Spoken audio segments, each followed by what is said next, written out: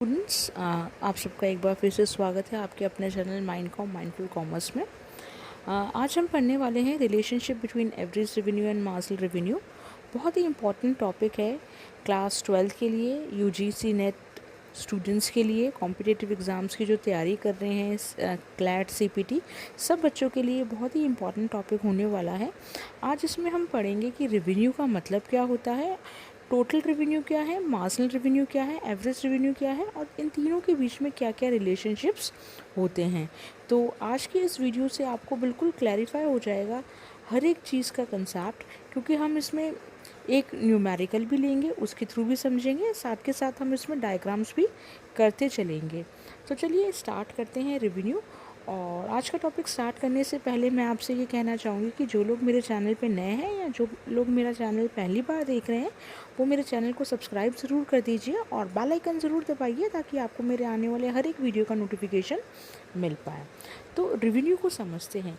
Revenue का मतलब क्या होता है? इनकम। एक फर्म को कितनी इनकम होती है अपने प्रोडक्ट को सेल करने से एक पर्टिकुलर टाइम पीरियड पे। सपोज़ एक शॉप है, वहाँ पे 1 घंटे में सिर्फ मैं ही एक कस्टमर गई और मैंने उस शॉप से 10 रुपये वाली 10 डेयरी मिल्क खरीदी, तो उस शॉपकीपर को कितनी रेवेन्यू हुई? तो रेवेन्यू निकालने का जो फॉर्मूला होता है वो होता है टोटल क्वांटिटी इनटू प्राइस। यानी मैंने कितनी डेयरी मिल्क खरीदी? 10। एक डेयरी मिल्क की प्राइस थी 10, तो उस शॉपकीपर को कितनी रेवेन्यू हुई? 100 रुपये की उसके पास में जो रेवेन्यू जनरेट हुई। तो रेवेन्यू का मतलब होता है कि एक फर्म को अपने प्रोडक्ट को सेल करने से एक पर्टिकुलर टाइम पीरियड पे कितनी रेवेन्यू जनरेट हुई। तो अभी हमने जो पढ़ा था टोटल क्वांटिटी इनटू प्राइस, तो ये हमारा होता है टोटल रेवेन्यू। तो स्टूडेंट आप याद रखें, टोटल रेवेन्यू निकालने का जो फॉर्मूला होता है वो होता है टोटल क्वांटिटी इनटू प्राइस। अब हमें निकालना है एवरेज रेवेन्यू। एवरेज रेवेन्यू में हम क्या करेंगे? जब हम टोटल क्वांटिटी को जब हम टोटल रेवेन्यू को, एवरेज रेवेन्यू निकालने का क्या फॉर्मूला है? जब हम टोटल रेवेन्यू को टोटल क्वांटिटी से डिवाइड कर देंगे तो हमारे पास में आ जाएगा एवरेज रेवेन्यू। एवरेज रेवेन्यू का मतलब होता है प्राइस पर यूनिट। तो आपसे ये भी पूछा जा सकता है प्राइस पर यूनिट जो होता है वो किस तरह के रेवेन्यू में निकलता है? तो वो होता है एवरेज रेवेन्यू।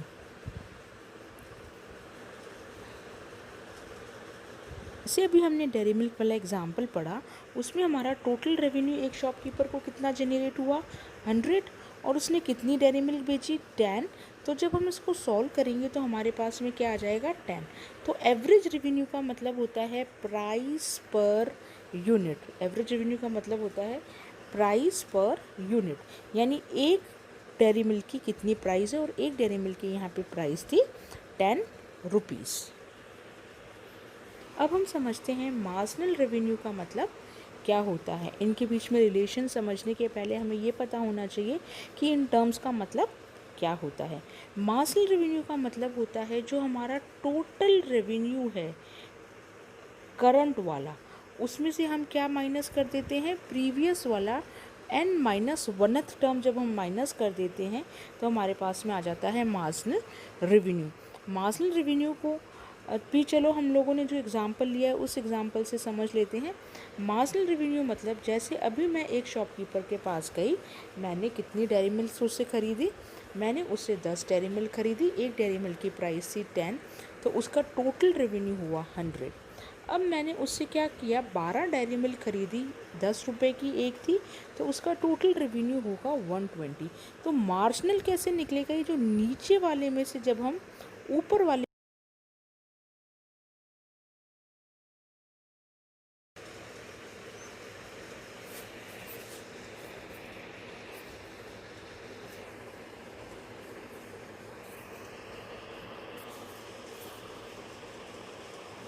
मार्जिनल रेवेन्यू को निकालने का एक और फॉर्मूला होता है, वो फॉर्मूला होता है चेंज इन टोटल रेवेन्यू। ये डेल्टा का साइन है, delta means change. Upon change in total quantity. ठीक है, तो ये एक और फॉर्मूला होता है जिससे कि आप क्या निकाल सकते हैं, मार्जिनल रेवेन्यू निकाल सकते हैं। चलिए अब हम इनके टर्म्स को क्विकली रिवाइज कर लेते हैं, वन बाय वन इनके टर्म्स को रिवाइज कर लेते हैं हम। देखिए टोटल रेवेन्यू का मतलब क्या होता है, total revenue refers to the total amount of income receive, यानी कि टोटल इनकम जो रिसीव होती है एक फर्म को अपने सारे प्रोडक्ट्स को सेल करने से एक पर्टिकुलर टाइम पीरियड पे। जैसे मैंने आपको बताया कि अगर एक फर्म एक दिन में 100 यूनिट्स को बेचती है और एक यूनिट की प्राइस 100 रुपये है, तो उस फर्म को एक दिन में 1000 रुपये की इनकम हो गई। यानी टोटल जो हम सामान बेचते हैं और उसको जब हम प्राइस से मल्टीप्लाई कर देते हैं तो एक फर्म के पास में टोटल रेवेन्यू आ जाता है। तो इसका फॉर्मूला क्या होता है टोटल रेवेन्यू का, स्टूडेंट्स प्लीज़ आपको याद रखना है। अगर आप नेट की तैयारी कर रहे हैं तो स्पेशली आपको ये याद रखना है, सारे फॉर्मूलेस याद रखने हैं, डायग्राम के कर्व्स याद रखने हैं। तो टोटल रेवेन्यू का फॉर्मूला होता है total revenue is equals to price into quantity. अब हम पढ़ते हैं एवरेज रेवेन्यू। एवरेज रेवेन्यू का मतलब होता है जितने प्रोडक्ट एक शॉपकीपर ने बेचे उसकी पर यूनिट प्राइस क्या है। पर यूनिट जो होती है उसकी पर यूनिट प्राइस क्या होती है, यानी average revenue is a amount of revenue earn per unit of product sold, यानी पर यूनिट ऑफ प्रोडक्ट की जो प्राइस है वो हमारी जो होती है वो रेवेन्यू हो जाती है। It is a per unit revenue from the sale of one unit of commodity, यानी एक यूनिट को बेचने से कितना रेवेन्यू होता है, पर यूनिट की प्राइस होती है। ये कैसे निकालते हैं, टोटल रेवेन्यू को जब हम किससे डिवाइड कर देते हैं, नंबर ऑफ यूनिट्स सोल्ड। जैसे मैंने आपको बताया कि हमारी डेयरी मिल्क वाले एग्जाम्पल में टोटल रेवेन्यू हमको कितना मिला था, 100 रुपीज़ हमारे पास में टोटल रेवेन्यू था और मैंने कितने यूनिट्स बेचे, 10 बेचे, तो एक यूनिट की प्राइस आ गई 10 रुपीज़। तो आप इसका फॉर्मूला भी देख लीजिए, प्राइस इनटू क्वांटिटी करते हैं तो टोटल रेवेन्यू आ जाता है, या डायरेक्ट आपको टोटल रेवेन्यू भी लिख सकते हैं, डिवाइड बाय प्राइस। और एवरेज रेवेन्यू को हम प्राइस पर यूनिट भी बोल सकते हैं, एक यूनिट की प्राइस क्या है ये भी हम बोल सकते हैं। स्टूडेंट्स अब हम पढ़ते हैं मार्जिनल रेवेन्यू। मार्जिनल रेवेन्यू का मतलब होता है addition to the total revenue which result from the sale of one additional unit of the product, यानी एक एडिशनल यूनिट को बेचने से, एक एक्स्ट्रा यूनिट को बेचने से एक फर्म को जो रेवेन्यू होता है वो हमारा आ जाता है मार्जिनल रेवेन्यू के अंदर। जैसे अपनी डेयरी मिल्क वाला एग्जांपल ले लेते हैं। पहले मैंने 10 डेयरी मिल्क बेची, 10 रुपये की थी, टोटल रेवेन्यू मेरे को हुआ 100 रुपये। अब मैंने 11 डेयरी मिल्क बेची जो कि 10 रुपये की है, अब मेरे पास हो गया 110 रुपये। तो कितना चेंज हुआ यहाँ पे, चेंज इन रेवेन्यू हुआ 10 रुपीज़ और यहाँ पे चेंज इन क्वांटिटी कितना हुआ, वो हो गया 1। तो मार्जिनल रेवेन्यू क्या हो गया 10। तो ये दो फॉर्मूले हैं जिससे कि आप मार्जिनल रेवेन्यू निकाल सकते हैं। तो चलिए स्टूडेंट्स आज हम मार्जिनल रेवेन्यू के फॉर्मूला देख लेते हैं। तो नेट वाले स्टूडेंट्स प्लीज़ आप फॉर्मूले भी याद करके जाइएगा। Total revenue n minus T R n minus oneth term, ये एक फॉर्मूला है। उसके बाद में इसका दूसरा फॉर्मूला ये है change in total revenue upon change in quantity. ये डेल्टा वाला साइन मतलब होता है चेंज, कि टोटल रेवेन्यू में कितना चेंज आया और क्वांटिटी में कितना चेंज आया है। फ्रेंड्स अब हम पढ़ते हैं रिलेशनशिप बिटवीन, तीनों के बीच में रिलेशन पढ़ेंगे। हालांकि यूजीसी नेट वालों के एवरेज और मार्जिनल के बीच में पूछा गया है, बट नेट में जितना लिखा होता है उतना ही नहीं पूछा जाता, उसके एक्सेस भी कुछ जाके पूछा जाता है। इसमें अब हम पढ़ेंगे relationship between total revenue, marginal revenue, perfect competition. जिन लोगों ने मेरी मार्केट वाली वीडियो नहीं देखी है तो मैंने डिफरेंट फॉर्म ऑफ मार्केट्स बहुत अच्छे से समझा के रखे हैं। तो नेट के स्टूडेंट्स, 12th क्लास के स्टूडेंट्स, आप लोग जाके उसको चेकआउट कर सकते हैं। अगर आप क्लैट या कोई कॉम्पिटिटिव तैयारी कर रहे हैं तो उसके लिए भी आप उसको चेकआउट कर सकते हैं। तो यहाँ मैं आपको ब्रीफली बता देती हूँ, परफेक्ट कॉम्पिटिशन वो मार्केट होती है जहाँ पे जो हम अपना प्रोडक्ट बेचते हैं वो बिल्कुल होमोजीनियस होता है, एक ही जैसा होता है, और पर यूनिट की जो प्राइस होती है वो फिक्स्ड रहती है। क्वांटिटी बढ़ने पे पर यूनिट की प्राइस कम नहीं होती है। यानी अगर मैं 1 यूनिट 10 रुपये में देती हूँ तो कोई मेरे से अगर उस चीज़ के 1000 यूनिट्स भी खरीद लेगा तो भी मैं उसको 10 रुपये पर यूनिट के हिसाब से ही बेचूँगी, 10 से 9 रुपये पर यूनिट के हिसाब से नहीं बेचूँगी। इस आज के सिनेरियो में इसका बेस्ट एग्जांपल है पेट्रोल पंप। आप अपनी सिटी में कहीं से भी पेट्रोल ले लीजिए, आपको प्राइस सेम मिलेगा। तो अभी हम पढ़ते हैं कि इनका रिलेशनशिप परफेक्ट कंपटीशन मार्केट में कैसा है। रिलेशनशिप पढ़ने के लिए हम दो चीज़ों का यूज़ करेंगे। सबसे पहला तो हम एक टेबल फॉर्मेट से समझेंगे, दूसरा हम इसको डायग्रामेटिकली समझेंगे ताकि हमारे कंसेप्ट्स बिल्कुल ही क्लियर हो जाएं। अब स्टूडेंट्स यहाँ पे देखिए, यहाँ पे मैंने आपका एक टेबुलर फॉर्म में आपको समझाने की कोशिश की है। इसी टेबल से आप इनके रिलेशन को समझ जाएंगे और हम एक बार डायग्रामेटिकली प्रेजेंटेशन भी समझेंगे। जैसे पर यूनिट पेट्रोल, यानी अगर 1 लीटर पेट्रोल लेती हूँ तो 15 रुपये देने पड़ते हैं। ये जो प्राइस है ये पर यूनिट प्राइस है, ये बिल्कुल सेम रहेगी। जैसे क्वांटिटी अगर 1 लेती हूँ तो भी 15 रुपये पर यूनिट लगेगा, अगर 2 लीटर लेती हूँ तो भी 15 रुपये पर यूनिट लगेगा, अगर 3 लीटर लेती हूँ तो भी 15 रुपये पर यूनिट लगेगा। यानी क्वांटिटी के बढ़ने से इस पर कोई भी चेंज नहीं आएगा, ये बिल्कुल सेम ही रहेगा। तो अब हमें निकालना पड़ता है टोटल रेवेन्यू, एवरेज रेवेन्यू और मार्जिनल रेवेन्यू। यहाँ पे हमने जो फॉर्मूले पढ़े थे उनको अप्लाई करके हम ये निकाल लेंगे। इसीलिए मैंने आपको पहले रिलेशनशिप बनाने से पहले इन तीनों के कंसेप्ट्स क्लियर करे थे। तो टोटल रेवेन्यू कैसे निकालते हैं? Price into quantity, 15 into 1 that is 15, 15 into 2 that is 30, 15 into 3 that is 45। Average revenue कैसे निकालते हैं? जैसे मैंने आपको बताया, एवरेज रेवेन्यू क्या होता है? Price per unit. तो यहाँ प्राइस पर यूनिट 15 है तो एवरेज रेवेन्यू भी हमारा प्राइस के बराबर आएगा। यानी जितना प्राइस होगा पर यूनिट का वही हमारा एवरेज रेवेन्यू भी होगा। और अगर आप इसको चाहें तो फॉर्मूले के हिसाब से निकाल सकते हैं। जो इसका फॉर्मूला है वो ये है कि total revenue divided by quantity. तो टोटल रेवेन्यू कितना है? 15, क्वांटिटी है 1, 15 divide by 1 15, 30 divide by 2 that is 15, 45 divided by 3 that is 15। अब यहाँ पे मार्जिनल रेवेन्यू कैसे निकालते हैं? नीचे वाले टोटल रेवेन्यू को ऊपर वाले टोटल रेवेन्यू से माइनस करते हैं। फर्स्ट वाला तो हमेशा सेम ही रहता है क्योंकि हमारे पास में ऊपर कुछ माइनस करने के लिए नहीं होता।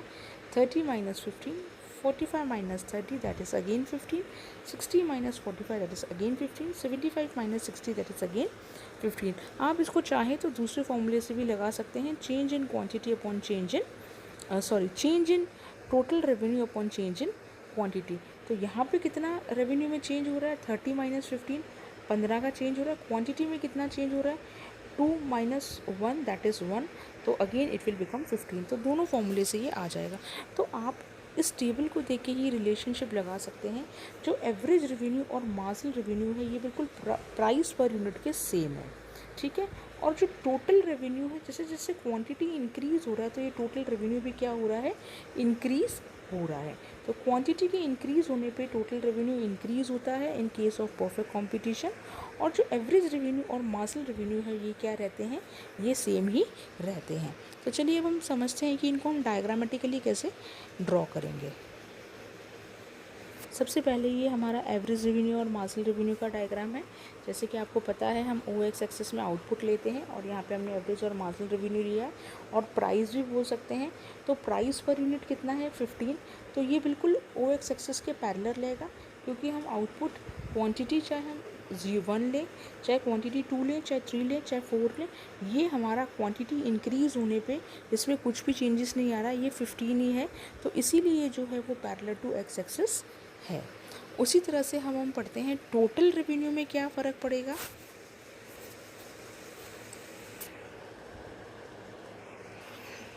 वो जो डायग्राम था वो एवरेज रेवेन्यू और मार्जिनल रेवेन्यू का है और ये है टोटल रेवेन्यू का। OX एक्सिस पे आउटपुट और यहाँ टोटल रेवेन्यू। जैसे जैसे आउटपुट बढ़ता जा रहा है वैसे वैसे हमारा टोटल रेवेन्यू भी बढ़ता जा रहा है। आप एक बार वीडियो को वापस रिवर्स करके टेबल को देख सकते हैं। जैसे हमने पहले 1 लीटर पेट्रोल लिया तो 15 रुपये दिए, 2 लीटर लिया तो 30 रुपये दिए, 3 लीटर लिया तो 45 रुपये दिए। तो जैसे जैसे आउटपुट बढ़ेगा तो ये टोटल रेवेन्यू भी बढ़ता हुआ चला जाएगा। ये लाइंस क्या शो कर रही हैं कि ये आउटपुट बढ़ रहा है। पहले इतना था 1 लीटर, फिर 2 लीटर, फिर 3 लीटर, फिर 4 लीटर। तो परफेक्ट कंपटीशन में जो होता है एवरेज और मार्जिनल रेवेन्यू प्राइस के बराबर रहता है, इसीलिए वो लाइन जो होती है पैरेलल टू एक्स एक्सिस होती है। टोटल रेवेन्यू जो होता है वो आउटपुट के साथ बढ़ता जाता है।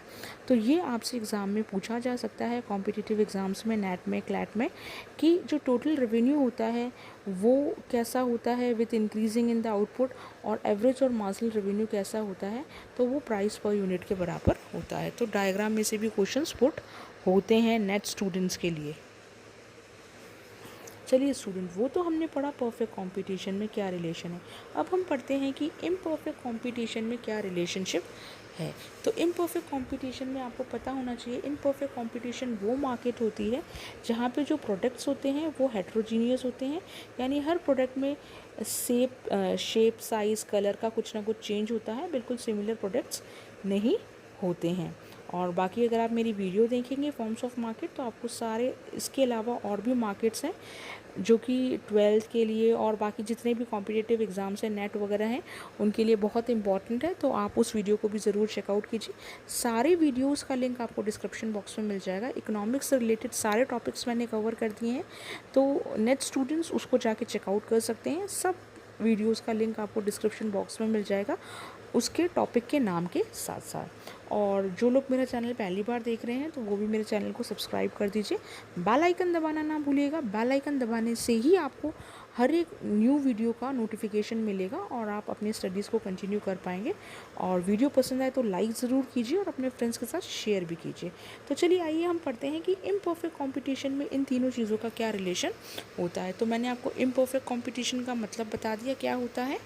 अब हम पढ़ते हैं एक टेबुलर फॉर्म से कि क्या रिलेशन होता है। अब जैसे कि आप यहाँ पे देख रहे हैं, यहाँ पे क्या है, यहाँ पे क्या होता है, यहाँ पे हर एक पर्सन को दूसरे के साथ compete करना होता है, अपने प्रोडक्ट को सेल करना होता है। तो यहाँ पे प्रोड्यूसर क्या करता है, जैसे जैसे बंदा ज़्यादा क्वांटिटीज़ खरीदता है तो वो प्राइस पर यूनिट कम करता जाता है। जैसे आप यहाँ पे देख रहे हैं, अगर हम एक यूनिट खरीद रहे हैं तो 20 रुपये प्राइस है।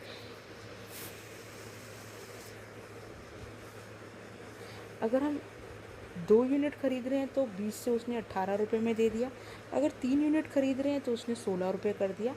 ठीक है, तो उसने क्या कर दिया, प्राइस को जैसे जैसे हम क्वांटिटी इंक्रीज़ करते हैं तो वो प्राइस को क्या करता है, वो प्राइस को रिड्यूस कर देता है। जैसे आपने देखा होगा, अगर आप मार्केट में मैंगो लेने गए, आपने बोला भैया 1 किलो मैंगो कितने के, उसने बोला 50 रुपीज़। आपने बोला मेरे को 100 किलो लेने, तो वो बोलता है चलो मैं आपको 45 रुपये किलो के हिसाब से लगाऊंगा, 100 किलो के आप मेरे को 4,500 रुपये दे देना। ठीक है, तो ये चीज़ होती है। तो ये मार्केट में लोगों को compete करना पड़ता है अपने प्रोडक्ट को सेल करने के लिए। इसीलिए जैसे जैसे क्वांटिटी लोग ज़्यादा खरीदते हैं वैसे वैसे प्राइस पर यूनिट कम हो जाता है। अब आपको टोटल रेवेन्यू तो निकालना आता ही है। कैसे करते हैं हम, price into output, 20 into 1 20, 18 into 2 36। ठीक है, ये तो आपको निकालना आता ही है। और मैंने आपको क्या बताया, इसमें एवरेज रेवेन्यू नहीं दे के रखा है, जबकि मैंने यहाँ साइड में निकाल के रखा है। एवरेज रेवेन्यू जो होता है वो हमारे प्राइस के बराबर ही आएगा। एवरेज रेवेन्यू को कैसे निकालते हैं, total revenue divided by output. तो टोटल रेवेन्यू कितना है, 20 divided by 1 20, 36 divided by 2 18, 48 divided by 3 16। तो ये जो हमारा एवरेज रेवेन्यू आएगा, ये वाला जो एवरेज रेवेन्यू आएगा, ये किसके बराबर होगा, ये हमेशा प्राइस के बराबर होगा। अब मार्जिनल हम कैसे निकालते हैं, नीचे वाले को ऊपर वाले से माइनस करते हैं। टोटल रेवेन्यू नीचे कितना है, 36 माइनस 20, तो 16 आ गया। फर्स्ट का सेम रहेगा। अगला निकालेंगे 48 माइनस 36 12, 56 माइनस 48 8। ठीक है, तो ये चीज़ निकालना है। अब आप देखोगे इनके रिलेशनशिप को मैच करेंगे कि इस कॉम्पिटिटिव मार्केट में कैसा रिलेशन बैठ रहा है। इस कॉम्पिटिटिव मार्केट में जैसे जैसे हम लोग यूनिट्स को बढ़ाते जा रहे हैं तो टोटल रेवेन्यू क्या होता है, पहले तो बढ़ता है, फिर यहाँ पे भी 60, यहाँ पे भी 60, यानी इस पॉइंट पे वो कांस्टेंट है। और उसके बाद अगर हम 6 से 7 यूनिट खरीदते हैं, यानी यूनिट को बढ़ाते हैं, तो रेवेन्यू कम होता है। तो परफेक्ट कंपटीशन में क्या था, टोटल रेवेन्यू तो बढ़ता जाएगा। यहाँ पे 3 सिचुएशन होगी, टोटल रेवेन्यू पहले बढ़ेगा, फिर कांस्टेंट रहेगा, फिर डिक्रीज़ हो जाएगा। तो टोटल रेवेन्यू जब तक बढ़ रहा है तब तक मार्जिनल रेवेन्यू क्या है, पॉजिटिव है, डिक्रीज़ हो रहा है। यानी ये 20 से 36 हो रहा है, 36 से 48 हो रहा है, तो ये 20 से 16, 16 से 12 हो रहा है। ठीक है, तो टोटल रेवेन्यू बढ़ रहा है और ये क्या हो रहा है, ये डिक्रीज़ हो रहा है। जब टोटल रेवेन्यू मैक्सिमम है तो ये ज़ीरो, और जब टोटल रेवेन्यू कम है यानी डिक्रीज़ है तो ये नेगेटिव में। तो टोटल रेवेन्यू बढ़ता है तो ये इंक्रीज़ होता है, तो ये डिक्रीज़ होता है। जब टोटल रेवेन्यू मैक्सिमम होता है तो ये कांस्टेंट होता है, और टोटल रेवेन्यू जब डिक्रीज़ होता है तो ये नेगेटिव होता है। टोटल रेवेन्यू और मार्जिनल रेवेन्यू का बिल्कुल वही सेम फॉर्मेट है या वही सेम कंसेप्ट है जो हमने टोटल यूटिलिटी और मार्जिनल यूटिलिटी में पढ़ा था। उसका लिंक भी डिस्क्रिप्शन बॉक्स में है ना। आप चाहें तो मेरे वीडियोस पे जाके प्लेलिस्ट में जाके उसको चेक कर सकते हैं, मैंने सारे डाल रखे हैं, और वीडियोस फॉर इकोनॉमिक्स, तो उसमें आप जाके चेक कर सकते हैं। तो ये तीन रिलेशनशिप जो होती हैं ये बहुत इंपॉर्टेंट होती हैं टोटल रेवेन्यू और मार्जिनल रेवेन्यू के बीच में। तो अभी मैंने आपको रिलेशनशिप बताया टोटल रेवेन्यू और मार्जिनल रेवेन्यू के बीच में। अब हम पढ़ते हैं मार्जिनल रेवेन्यू और एवरेज रेवेन्यू के बीच में क्या रिलेशन है। अब देखेंगे आप यहाँ पे, ये जो एवरेज रिलेशनशिप है ये पहले 20 था, फिर 18, 2 का डिफरेंस, फिर 18 था, फिर 16, फिर 2 का डिफरेंस। बट यहाँ पे क्या है, ये 20 है और ये 16, 4 का डिफरेंस, 16 और ये 12, 4 का डिफरेंस। यानी जो टोटल रेवेन्यू जो है वो कम होता जा रहा है, हालांकि मार्जिनल रेवेन्यू भी कम होता जा रहा है। जैसे जैसे क्वांटिटी बढ़ी है, पहले 1 थी तो ये दोनों 20 थे, फिर क्वांटिटी बढ़ गई 1 से 2 तो ये 20 से कम होकर 16 हो गया, ये 20 से कम होकर 18 हो गया। इसका मतलब जैसे जैसे क्वांटिटी बढ़ती है मार्जिनल रेवेन्यू और टोटल रेवेन्यू कम होता जाता है। अब आप देखेंगे कि ये 2 से कम हो रहा है और ये 4 से कम हो रहा है। इसका मतलब मार्जिनल रेवेन्यू जो है वो दुगनी रफ्तार से कम हो रहा है जब हम एवरेज रेवेन्यू की बात करते हैं। तो जब भी ये रेवेन्यू कर्व डिक्रीजिंग होगा तो नीचे की तरफ स्लोप होगा। बस आपको याद ये रखना है कि ये डबल डिक्रीज होता है, यानी मार्जिनल गिरता भी एवरेज से जल्दी है और बढ़ता भी एवरेज से जल्दी है। तो यहाँ पे जो मार्जिनल है वो ट्वाइस ऑफ क्या है, जो फॉलिंग रेट है मार्जिनल रेवेन्यू की वो ट्वाइस ऑफ एवरेज रेवेन्यू है। चलिए अब हम इसको डायग्राम से समझ लेते हैं। चलिए स्टूडेंट्स, ये दोनों का मैंने कंबाइंड डायग्राम बना दिया। जैसे कि टोटल रेवेन्यू वो हमारा क्या था, ये टोटल रेवेन्यू का है, और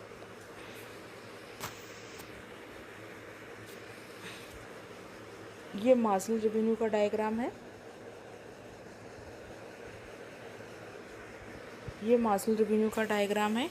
तो आप देखेंगे कि टोटल रेवेन्यू पहले तो बढ़ता है, फिर 60 कांस्टेंट हो जाता है, फिर 56 यानी नेगेटिव में चला जाता है।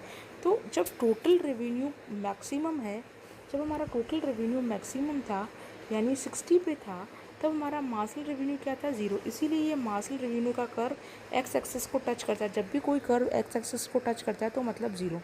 फिर ये गिर रहा है तो मार्जिनल रेवेन्यू क्या है, नेगेटिव है। ठीक है, ये तो रिलेशनशिप हो गया टोटल और मार्जिनल के बीच में। तो ये देखिए, ये मार्जिनल रेवेन्यू का कर्व है, ये एवरेज रेवेन्यू का कर्व है।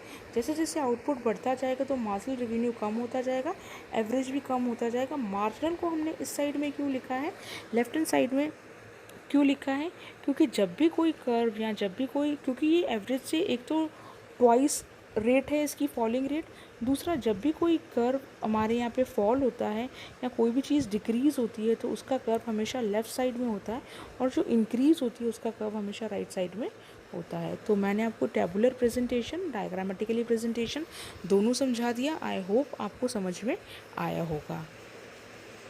तो चलिए स्टूडेंट्स, एक बार फिर से रिवाइज़ करा लेती हूँ। परफेक्ट कंपटीशन का मतलब होता है जहाँ पे हमारी जो टोटल रेवेन्यू होती है आउटपुट के साथ बढ़ती है, जबकि इम्परफेक्ट कंपटीशन में टोटल रेवेन्यू पहले बढ़ती है, फिर कांस्टेंट रहती है, फिर डिक्रीज़ होती है।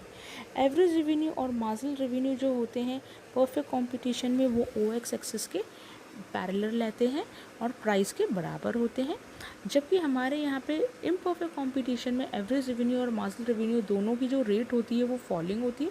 इसीलिए दोनों का जो कर्व होता है वो ऐसे नीचे की तरफ स्लोप होता है, क्योंकि वो क्वांटिटी के बढ़ने के साथ साथ डिक्रीज़ होते रहते हैं। ठीक है, और मार्जिनल रेवेन्यू की जो डिक्रीजिंग रेट है वो एवरेज से डबल होती है, इसीलिए मार्जिनल रेवेन्यू का कर्व लेफ्ट हैंड साइड होता है। तो अगर आपको ये डायग्राम बिल्कुल क्लियर है और अगर आपको ये टेबुलर फॉर्म बिल्कुल क्लियर है तो आपको कोई भी वीडियो चेकआउट करने की नीड नहीं है। इससे बाहर किसी भी कॉम्पिटिटिव एग्ज़ाम में आपसे कुछ भी नहीं पूछ सकते हैं। अगर आपके कंसेप्ट्स पूरे क्लियर हैं तो आपको बिल्कुल घबराने की ज़रूरत नहीं है, और ये जो वीडियो है ये मोर देन इनफ है आपके कंसेप्ट्स को क्लियर करने के लिए। स्टूडेंट्स, मैंने आपके लिए एक MCQ सीरीज़ भी स्टार्ट की है। जो लोग अब कॉम्पिटिटिव एग्ज़ाम्स दे रहे हैं, नेट के बच्चे, क्लैट के बच्चे, और जो जिनके भी कॉम्पिटिटिव एग्ज़ाम्स में इकोनॉमिक्स रिलेटेड कुछ पूछा जाता है तो वो प्लीज़ MCQs को ज़रूर फॉलो करें। और अगर मेरा वीडियो पसंद आए तो उसे लाइक करना ना भूलें, शेयर कीजिए ज़्यादा से ज़्यादा अपने फ्रेंड्स के साथ में सब्सक्राइब ज़रूर कीजिए और बेल आइकन ज़रूर से प्रेस कीजिए। तो ये सारी इन्फॉर्मेशन थी total revenue, average revenue, marginal revenue के बारे में और उनके रिलेशनशिप के बारे में। आई होप आपको मेरा ये वीडियो पसंद आया होगा। आप जल्दी से अगले वीडियो के साथ मिलते हैं। Thank you so much.